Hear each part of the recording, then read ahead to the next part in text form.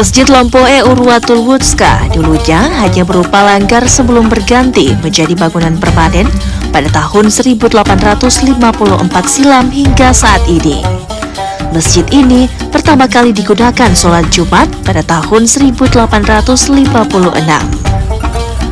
Masjid ini didirikan oleh Raja Turikale keempat, Karaeng Andi Sanrima Deng Paruka, yang bergelar Syekh Abdul Qadir Jelani. Nama Urwatul Wuthqa berarti tali yang tak terputus, berdasarkan tarekat yang diajarkan oleh Karaeng Turikale keempat, yakni tarekat Halwatiyah Saban. Masjid ini memiliki ciri khas dengan pintu sebanyak 21 buah, disertai ukiran doa. Sebagian besar konstruksi masjid juga masih berasal dari bangunan lama. Terdapat mimbar setinggi 2 meter lebih dengan ornamen buah nanas pada bagian atasnya.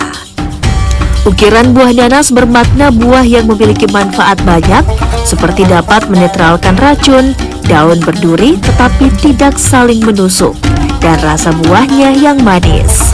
Terdapat juga beduk besar yang terbuat dari kayu asam atau dalam bahasa lokal kayu cempah yang tidak pernah diganti kecuali kulitnya.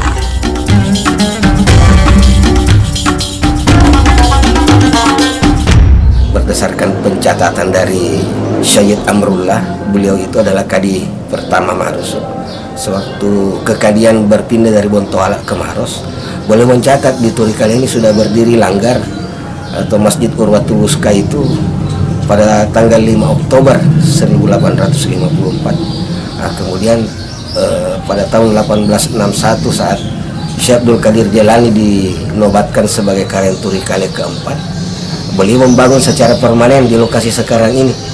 Itu pada tahun kisaran 1861 dibangun secara permanen. Model masjidnya juga dalam istilahnya itu masjid makam ya. Mungkin di anunya itu di sebelah baratnya itu terdapat kompleks pemakaman.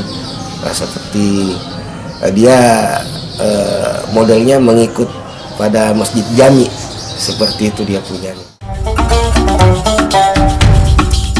Meski sudah direnovasi, namun keaslian dan fasilitas masjid dari sejak didirikan tetap dipertahankan seperti pendopo masjid yang digunakan dari Raja Turikale saat mengumpulkan rakaatnya.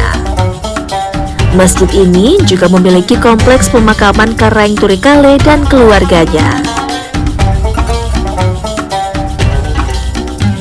Aziz Habib, Kompas TV Maros, Sulawesi Selatan.